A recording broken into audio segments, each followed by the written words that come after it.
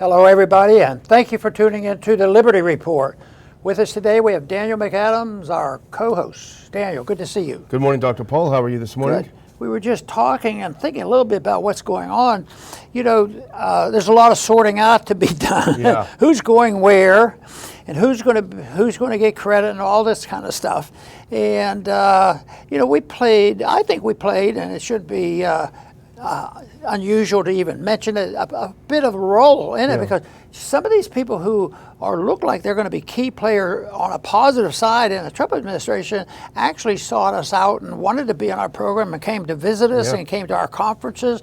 So in a little way, we've participated in it, but we're also keeping our eyes open. Because, you know, but I think Trump is saying a couple things to send out some reassurance to those like us that they're, you know, we're all set, but we hope it lasts, especially because you know, the evidence does show that you know, that he does vacillate a bit, but he is also one that has mentioned that he doesn't admit to much shortcomings, but he sort of acknowledges stuff that he could have done a better job on personnel. So anyway.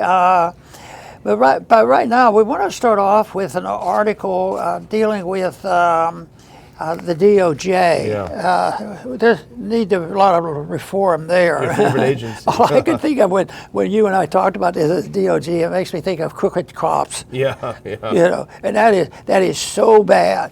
And also, I dated the 60s as, you know, a big step in the wrong direction with the coup going on in America by the use of the CIA, the FBI, and the secret organization, and assassination. And the assassinations have continued, not so much, well, there was an attempted assassination, you know, even against Trump. So that I thought was a very big time, and I still think that, and some people are still who have worked up there and know the system, been in the CIA, that Trump has to keep his eyes and ears open, because what a way it had to be that, you know, it sort of reminds you of what we might envision about the Soviet system. You couldn't trust anybody. So I hope it never gets quite that bad, but I do think I think Trump's heard the warning well enough, and I think his common sense is telling him, you know, security is pretty important. Well, I think on your first point, I think we could take a little bit of pride for a small organization like ours, you know, how we have had, you know, I mean, we've had RFK Jr. on the show. He's spoken at our conferences. Tulsi Gabbard's been on the show. Vivek Ramaswami, who we'll talk about later, has been on the show a couple of times, you know, and it's not to toot our own horn too much, but I think it just shows that we kind of have our fingers on the pulse pretty well, and we're still, so I think we need to stop for a minute and be happy about that. And the other thing you mentioned about neocons, we didn't really have it on the show to talk about today, but over the weekend, Trump put out a post on his Truth Social where he said, I'm not going to have Pompeo. I'm not going to have Nikki Haley. Now, we've been talking about Pompeo for a couple of shows. I'm not going to have these guys in the administration at all, which is great. And then Don Jr. reposted something on X where I forget the exact wording is, we got to get rid of all the neocons, not just Pompeo and the others. So it's a good sign that at least they know two things. One, that these guys are out there and they are slathering. They can't wait to get jobs. And two, that there are a lot of groups, ours included, and many others who are keeping an eye on this thing. We're not going to have the wool pulled over our eyes again. Well, the big question is coming up now. How many of these individuals that played dirty pool, you know, are going to be punished? And Trump has said something that he's going to take care of those people, and he probably will. But there has to be some a moderate way of accomplishing that, because if it's only vengeance, you know, even if they deserve it, it doesn't solve their problems. And but the one thing that is real, because there have been several articles expressing the concern of those people in limbo that know that they were wrong, that they were doing the wrong thing. But they would never say they were doing something wrong and have guilt about it. They would say, well, we made a bad choice and somebody messed up and didn't answer a question right. Yeah. And that's the reason. But some of those diehard, nothing has changed. We just have to work harder and do the same thing and be tougher on it. So I think that right now they have a right to be worried. They should be, and I think the more they clean the slate, the better. Just start over. Clean out the stables. Well, here's an article we're talking about. It was in Politico this morning, and we thought it would be good to bring up because it's sort of ironic, and I put it in the title in a way. People that are running the Department of Justice are terrified of justice. So this is the Politico piece. Many in government are worried about Trump's return. At DOJ, they're terrified. I go to the next one. This is what they're talking about. A collective sense of dread has taken hold at the Department of Justice. Talk about waking up in a good mood when you see that, which drew Donald Trump's rage like no other part of the federal government during his campaign. Well, I wonder why that was. You know, they waged lawfare on him for 4 years. You know, the whole Russiagate thing was within the Department of Justice, the FBI. Remember all those, the memos and everything? They were at war with him for 4 years, and now Politico acts like it's somehow, you know, not appropriate for him to be a little irritated. Yeah.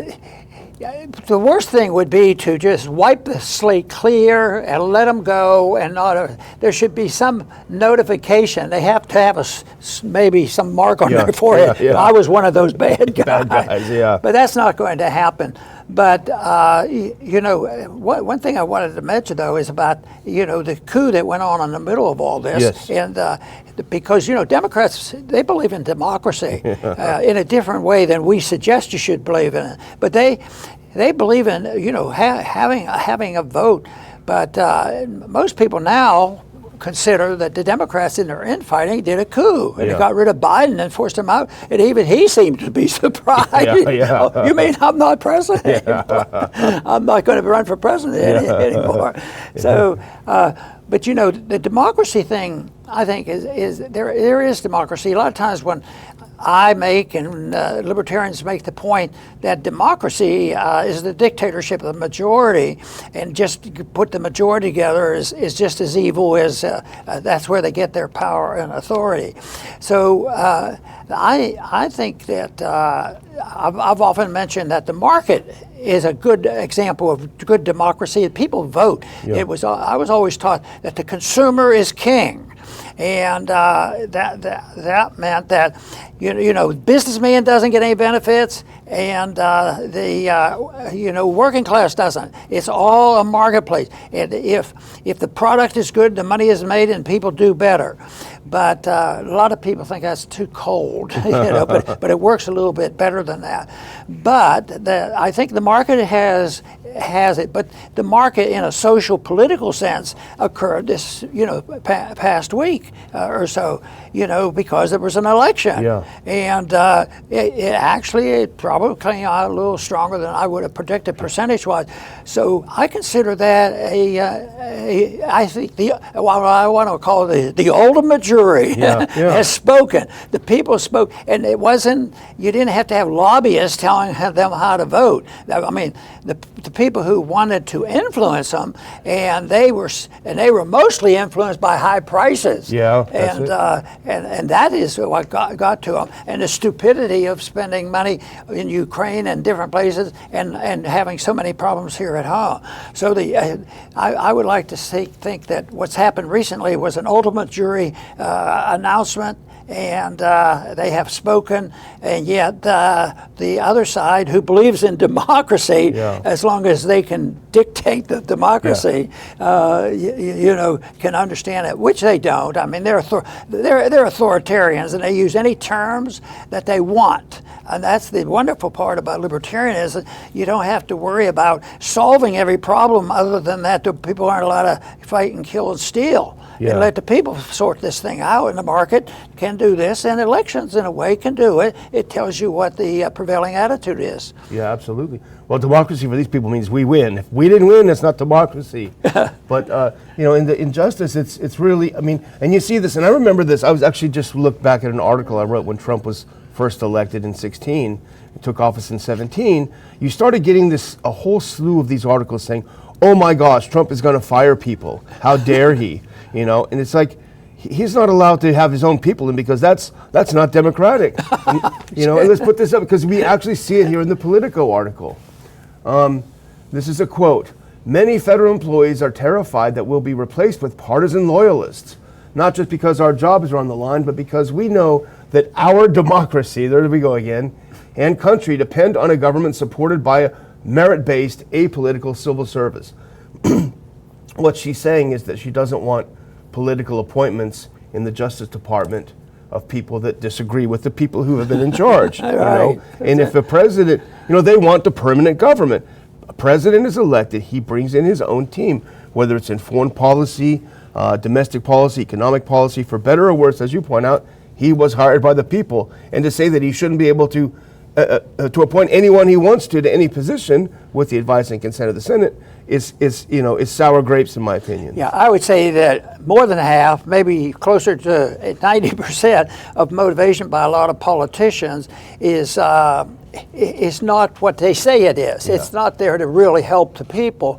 I think the motivation deep down, even though they won't admit it, is power. Yeah. And they like to have control, and that's what you were talking about there. People want to have authority over people. That's why the word authoritarian is a good word, because that means it's the cancelization out of personal choices and merit, a true merit system. So that is the system that has worked better when you get a hint of it. There's never been a pure system like that, but the more merit system that you have, and the more freedom of choices, and the more natural law you have where people act decently, the better the society is, less wars there are, and there's the more prosperity. So let's hope that we're witnessing maybe a turning point where we'll move in that direction. We certainly have had some hints that they're trying to get this administration to move in that direction. Yeah. Well, let's look at one more from this article. Go to that one with the headline, "Differing Impacts Across DOJ Divisions." I think you have to skip forward one, if you don't mind, if we can find that clip. Here we go. So here's one section from the same Politico article that I think is indicative of what they're trying to say. So Trump's impact may be most pronounced in Justice's National Security Division, which he blames for the Russia-related woes of his first term, as well as places like the Civil Rights Division, long a target of hard-right lawyers closest to Trump. So you have a lot of characterization in this sentence. It's a very loaded sentence. But what it doesn't say, it's not that he blames the National Security Division of Justice for the Russia-related woes. That's where it originated. They created it. They cooked it up out of whole cloth, and it was a pack of lies. So saying he's not really right to be upset about this is absurd. I said in general, a lot of politicians run because secretly or outwardly they want power. Yeah. But the very worst aggressive desires of power, get into these positions where the more secret it is, the more powerful they are, and that's why you have a CIA. And this is why over the years, the people who truly believed in a republic said, the republic can't exist if you have anything close to what a CIA does, because that's government secrecy, and that's already giving up the principles of a free society, because you don't know who's spying on us. But they have some that aren't quite so secret. They have the IRS. Yeah. They're a little more apparent. All they have to do is send you a little friendly note and terrorize the community. Yeah, absolutely. Well, let's move on to something that kind of surprised us this morning, and I'm bleary-eyed. I spent the whole weekend just seeing where things were going, because the early days are very important. And I have to say, I didn't see this coming in this way. Kurt Mills is now the new editor of the American Conservative. He's a young fellow. He's a very talented observer, in my opinion, and a good writer. So I was surprised when I saw this article. If you can put this up, the American Conservative, Vivek Ramaswami, Dark Horse Secretary of State candidate, by Kurt Mills at the American Conservative. If you go to the next one, the American Conservative can confirm that President-elect Donald Trump's search for Secretary of State has narrowed to 4 candidates. Rick Grenell, his former ambassador to Germany and acting Director of National Intelligence, Marco Rubio, the Florida Senator and runner-up to be Trump's Vice President, Bill Hagerty, the Tennessee Senator and former Ambassador to Japan, and, drum roll, Vivek Ramaswamy, the former presidential candidate turned fierce Trump surrogate. Interesting. Kamala's received justified criticism of somebody that couldn't handle herself in any of the positions because she mumbles her words and it's difficult to understand what they're saying. Yeah. But the one thing is, as I watched Vivek in a debate yesterday, I can't remember. It was on a news station. Yeah. One thing neat, he's been on all the news stations. Yeah, he has. Not just Fox. Yeah. But he was debating a liberal. I don't know the name, but it doesn't matter. But a typical liberal, and it was a pretty dignified debate going on. But I'll tell you what, if you wanted to pick a winner. Yeah. This guy is great on debating. Yeah, he knows how to use the language. Well, remember how charming he was on our show. Yeah. But you know what? You just reminded me of something else I saw that Vivek did when he was on the campaign trail. And I forget exactly the venue, but he was taking questions from the audience, and it was a young man, I think, who was really challenging him. He was a liberal. He said some really nasty things. And I think other people were kind of shouting him down. But Vivek said, no, hang on a minute. Let him talk.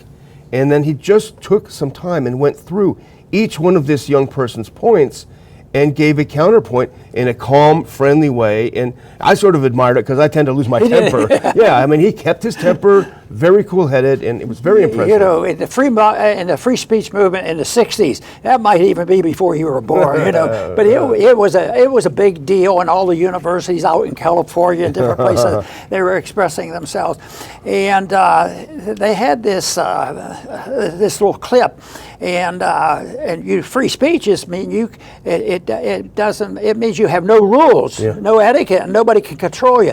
Well, this student got up, and I guess they had an unfriendly speaker up there, and this young person just let loose vulgarities and everything. It probably went on 3, 4, 5 minutes. It was way too long, and the speaker says, Now that you gave us your name, what's your question? That was the end of that one. That's good. That's good. That's your name, and that's your trademark. Well, let's go on to the next one. This is Kurt doing a little analysis and speculation on what it might mean if Ramaswamy is tapped for a state. If you go to the next one, so here's, and I tend to agree with this. He said a shock selection of Ramaswamy would be the clearest indication yet that Trump intends to become the ideological standard bearer for the American right for the decades to come. A tough-minded commitment to foreign policy realism and restraint, limited and controlled immigration, and an adult approach to trade is poised to supplant not only the discredited Bush project, but also sideline Ronald Reagan, now dead 20 years, as the most significant Republican inspiration for the still young 21st century. Now that's a little bit of flowery language, which is nice to read sometimes, but I think he makes a point that this would really signal that this is a different kind of administration, having someone, and I wouldn't have expected Ramaswamy to be in the running for state because he's known for his business acumen and his understanding of economics. So the side that's advocating a more sensible foreign policy, sort of has an edge right now. The American people, I believe, have given support because they've always been more supportive of a non-interventionist foreign policy. Absolutely. Maybe not exactly what we would like to see, but they've been supportive of it. So the military-industrial complex, of course, had a lot of influence over Cuba and these other things that led to Kennedy's assassination. So right now, I think the big question is, and that's why people warn Trump, make sure you have your security up, because where is the military-industrial complex? I just can't believe they they feel maybe a little humbled or more cautious, but maybe more aggressive. The big question is, how powerful are they going to be? What will they do? Will they resort to the violence that they have in the past? But it's been going on in a lot of stuff that they want to do around the world. That's what they have to give up. If you don't want terrorism, because everything now, if you're anti-American, you're a terrorist, and you don't ever ask the question, why are you doing this to America? Well, you've been bombing my country for 5 years and you killed 50,000 people, and that's why we're doing this. So, but I don't think we know where that stands. And the conditions that we're seeing right now in our political system are encouraging. So I think we better be cautious about where the military-industrial complex is. We'll wait and see how the next debate goes in the Congress. Yeah, I mean, I think, we don't agree. I mean, we kind of pressed him, if you remember, on foreign policy a little bit when we had him on the show, Vivek on the show. We pressed him a little bit, and there are things that we don't agree with him on. We think he's too hawkish on China. He says we have to keep backstopping Taiwan. I don't think that's a smart thing to do. At least militarily, it's not a smart thing to do. But nevertheless, he showed himself to be a thoughtful person, who I think his instincts are to be more restrained. And in a world, especially in foreign policy, where the neocons seem to have, every post, just putting someone with a sense of restraint, a sense of what can and should be done into a position like that, I think it would be a great start for the administration. I have a foreign policy question for you, and you are the expert.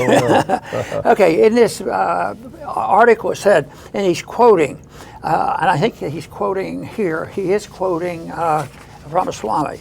In my ideal view of this, Israel should be able to make the decisions of how it defends itself and its national self-existence.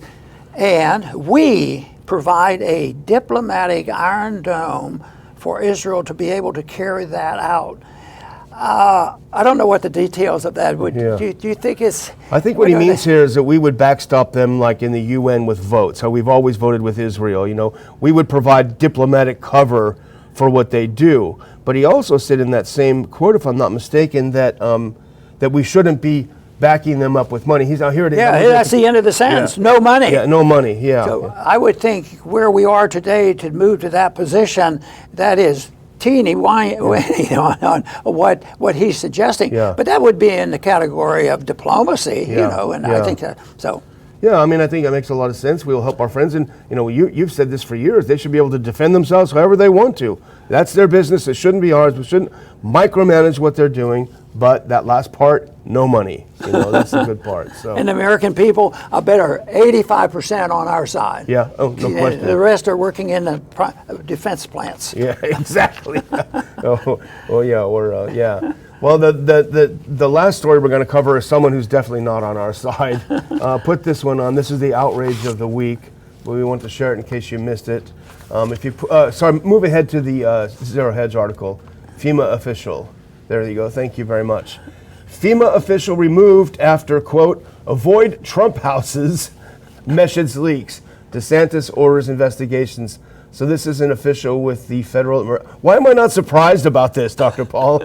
An official with FEMA, she was giving out directions to people under her. And if you go to the next one, here is the text message she sent her employees. She said, implement best practices. No one goes anywhere alone. Avoid homes advertising Trump. Yep. To me, this is. I'm surprised and shocked. You're not surprised, but what I'm surprised is how stupid they are to put it in writing. Yeah. And the evidence is there, but that's a sign of arrogance. They probably never thought for a minute they'd ever be caught. Yeah. But that is so bad. Yeah. And it's also one of the reasons I was able to vote against FEMA. And you were around when we talked about it. Matter of fact, you took a few phone calls of people calling in. Some would be very angry, but a lot of them switched their opinion later on when they had to had to compete with the agencies, the government agency. FEMA would be in there preventing the owners to go in and get their private personal goods at their own risk. Yeah. I think I would. Well, anyway, it's a pretty interesting thing that happens. But I'm amazed that that you could see the evidence. Yeah. I mean, we knew that goes on, but you'd think they would be smart enough to pretend it was nobody knew. Yeah, you kind of wonder what makes you more angry: the arrogance of doing it, or the ignorance of thinking you could get away with doing it. You know, it's just incredible. But you know, if she hadn't sent that text though, and someone had said they seem to be avoiding people with Trump signs, they'd say, "You're a conspiracy theorist. You're a far-right conspiracy theorist." Right. So she did us a favor, but all's well that ends well. Put the next one up. This is a New York Post. Put out a post over the weekend. There she is. She has been fired. So that is a good sign, at least. But you know, if she hadn't been caught, if she hadn't been so dumb and sent it as a text message, she probably would have gotten away with it. She probably would have had people cover for her. So anyway, at least she's gone. Now they got to get rid of a few more at FEMA. Well, our job will be around for a while. Yeah, we'll be around for a while. So, do you have anything more? Or are we about I have a tidbit for my closing. I'll just close then, and actually, let's put on that bonus clip if you can. I'm sorry to do it with little notice. We should, while we're tooting our horns, Toot Our Horns Monday, put on that. I'm sorry to spring it on you, but I just wanted to mention, we've been putting the show on Twitter X, and it's been increasing in viewership. Now, you and Chris had a milestone on Friday. You had a great show where you were talking about Jerome Powell, the chairman of the Fed, saying he wouldn't step down if he was asked to. Great show, but equally great is if you look down there, 19 million people took a look at the show. That is an astonishing number. As we sit here on Twitter with our loyal fans, who we like very much, it's nowhere in that ballpark. So we're very happy at the increased viewership we're getting on Twitter X, and we're grateful for having a free speech platform. Well, if I was in charge on that page, I'd have to check it out and make sure there wasn't a typing error. I mean, that's pretty amazing. It's astonishing. It's more than CNN gets in a month. How does it happen? Yeah. I always thought that truth wins out in the end, and you got to be satisfied with little tidbits and time, and eventually people will come around. And I would like to think that people in this last year or two have come around, and I always assume there has to be a motivation. The motivation is probably the price of bread, and a few other things. So, I would just finish by, first of all, we're very happy to have that increased viewership. But if you put on that last clip from the first section, just to remind you, I've been watching Bitcoin over the weekend. Over 80,000 for Bitcoin. It's pretty amazing to see.